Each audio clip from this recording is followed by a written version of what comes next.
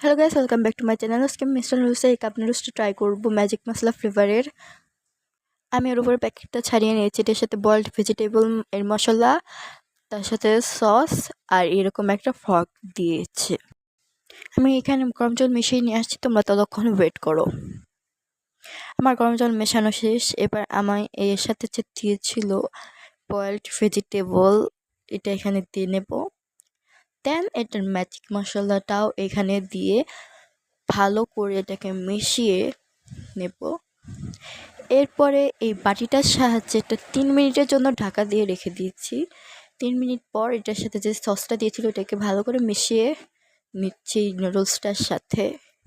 মেশানো শেষ। আমি এবার এটাকে খাবো, খেয়ে তোমাদের সাথে বলবো কেমন খেতে।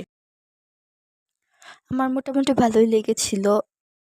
এবার আমি এটাকে খাবো। আজকে ভিডিওটা এই পর্যন্ত। টাটা।